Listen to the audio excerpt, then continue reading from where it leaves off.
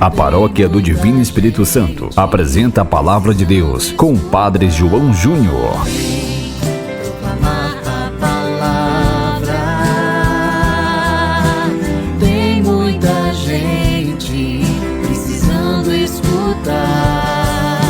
Proclamar. Aleluia, aleluia, aleluia. Que o Pai do Senhor Jesus Cristo vos dê do saber o Espírito, para que conheçais a esperança reservada para vós como herança. Proclamação do Evangelho de Jesus Cristo segundo Marcos, capítulo 8, versículos 22 a 26. Glória a vós, Senhor. Naquele tempo, Jesus e seus discípulos chegaram a Betsaida. Algumas pessoas trouxeram-lhe um cego e pediram a Jesus que tocasse nele. Jesus pegou o cego pela mão, levou-o para fora do povoado, cuspiu nos olhos dele, colocou as mãos sobre ele e perguntou: "Estás vendo alguma coisa?"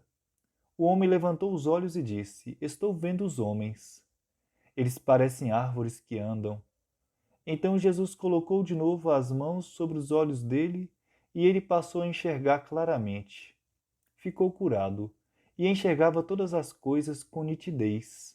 Jesus mandou o homem ir para casa e lhe disse: "Não entres no povoado." Palavra da salvação. Glória a vós, Senhor. Estimados filhos e filhas, saúde e paz. O evangelho de hoje coloca Jesus em Betsaida, onde ele recebe um cego. Ele representa um povo que está cego para as coisas de Deus e por esta razão é usado como massa de manobra pelos poderosos. A alienação desse povo é tamanha que, para abrir os olhos desse homem, Jesus precisa retirá-lo daquele meio alienante. Quando vivemos numa comunidade ou sociedade cega, a tendência é ser igual e, portanto, achar isso normal ou se acomodar é algo comum. Somente quem está fora consegue enxergar essa situação de alienação. Jesus se compadece da alienação desse homem e o toma pela mão.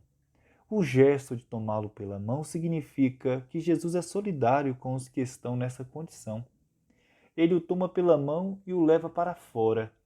Jesus retira as pessoas de uma situação de opressão e miséria causada pela cegueira. Fora dessa realidade, a pessoa pode ver a realidade com o olhar de Jesus. Por essa razão, Jesus coloca a saliva nos seus olhos, como fez com o homem surdo que vimos no outro trecho do Evangelho. A partir de então, ele começa a ver o mundo de outra forma. Mas não é algo que irá acontecer num passe de mágica. Trata-se, na verdade, de um processo, pois toda conscientização se dá em processo, e não de uma hora para outra, da noite para o dia. Por isso, ele vai enxergando aos poucos, por etapa. Primeiro ele vê homens que parecem árvores que andam. Ele não tem clareza da realidade, mas está começando a enxergá-la, a ver pessoas à sua volta que são tratadas como objetos inanimados, árvores. Numa outra etapa, ele enxerga nitidamente. A consciência foi recobrada. Ele enxerga a realidade como de fato ela é, agora com o olhar de Jesus. Depois de voltar a enxergar, a recomendação de Jesus é: não entres no povoado, isto é, não volte à situação de alienação de antes, de cegueira. Os rumos da sua vida mudaram. Ele agora terá outras atitudes, viverá numa outra realidade que não se assemelha mais à dos alienados, cegos para as coisas de Deus.